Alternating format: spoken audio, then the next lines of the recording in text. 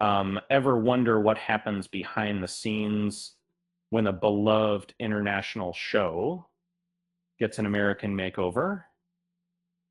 Often it's more than just a change of scenery.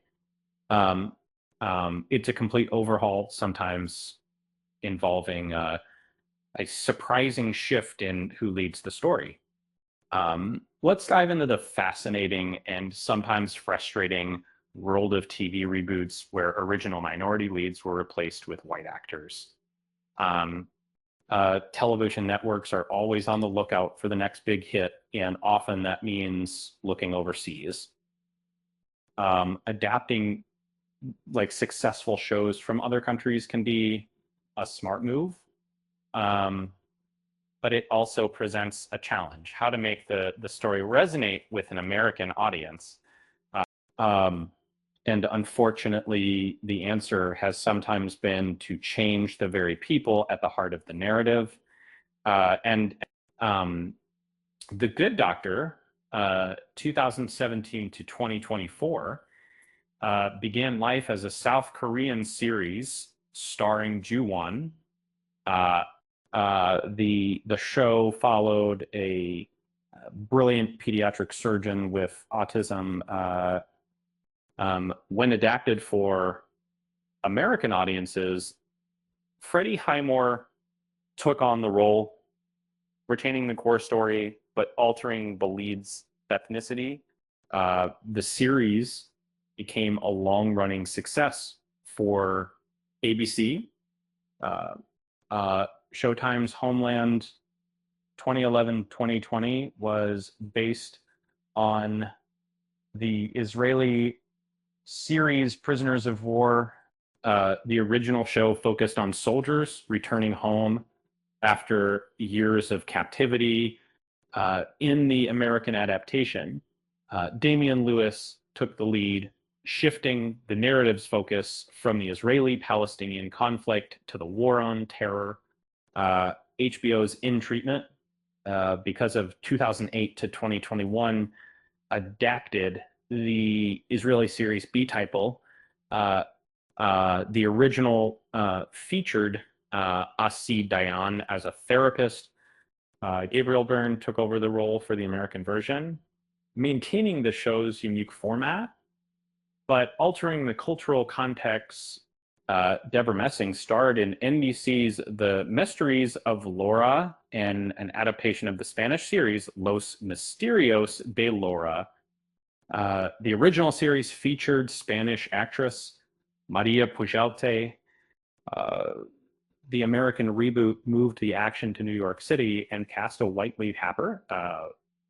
And ABC Family's Jane by Design is 2012, drew inspiration from Latin American telenovelas. While the show mirrored those tropes, it cast white actress Erica Dasher in the lead role, blending the telenovela style with American teen drama.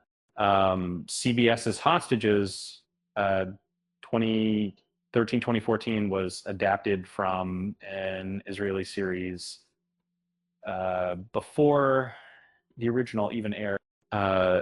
Toni Collette starred as the Doctor, replacing the Israeli lead in a story that remained largely the same, but was now set in America.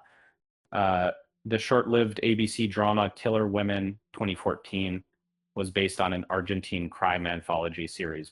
While Sofia Vergara was an executive producer, the lead role was given to Trisha Helfer, a white actress, and Chasing Life 2014-2015 on ABC Family adapted the Mexican telenovela Terminales.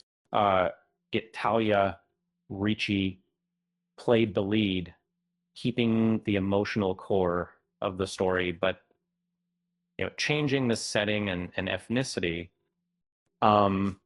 Was Fox's sitcom Traffic Light 2011, was based on the Israeli show Ramzor. The American version cast white actors in the lead roles, attempting to translate the Israeli femur for a U.S. audience. The X List on CBS 28 in CBS adapted the Israeli series The Mythological X. The American version cast Elizabeth Reeser in the lead role, shifting the setting to San Diego. Your Family or Mine on TBS adapted the Israeli series Sabri Maranan. The American version cast white actors in the lead roles, removing the specific cultural dynamics of the original. NBC's Allegiance 2015 was based on the Israeli series The Gordon Cell. The American version cast white actors in the lead roles, shifting the focus to a Cold War legacy narrative. Game of Silence on NBC adapted the Turkish series Suskunlar, and the American version cast white actors in the lead roles, changing the setting and cultural context. Wisdom of the Crowd on Netflix was based on an Israeli format. The American version cast Jeremy Piven in the lead role, shifting the focus to a Western perspective. Fate, the Winx saga on Netflix, rebooted the Italian cartoon Winx Club, sparking controversy by replacing a Latina character with a white one. Legend of Earthsea deviated from the source material by casting white actors in roles explicitly described as non-white, drawing criticism from the author. Power Rangers Lightspeed Rescue, 1998 to 2000, adapted Japanese footage, replacing the Japanese cast with white actors and altering the storyline. VR Troopers, 1994 to 1996, spliced footage from Japanese series, replacing the Japanese leads with a white American martial artist.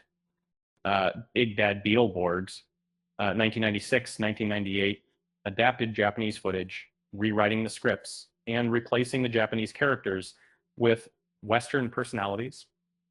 Robotech combined Japanese anime series, renaming the Japanese protagonist and altering the setting to appeal to American audiences. Speed Racer, 1967, 1968, localized the Japanese anime Mock Dogo, renaming the protagonist and making the setting ambiguous. Samurai Pizza Cats, 1990 and 1991, adapted the anime Kayato Ninden Teandi, discarding the original scripts and writing new dialogue for the animation. Godzilla the series rebooted the Japanese franchise, casting a white actor as the lead and shifting the focus to an American perspective. And it's a complex issue with no easy answers. While adaptation is often necessary, it's important to consider the impact of erasing diverse representation. Sometimes a story is best told with the voices and faces it was originally intended for. So the next time you watch a reboot, remember to ask yourself, what was lost in translation? So, and who was lost along the way? With that said, thanks for watching, and until next time, have a great day.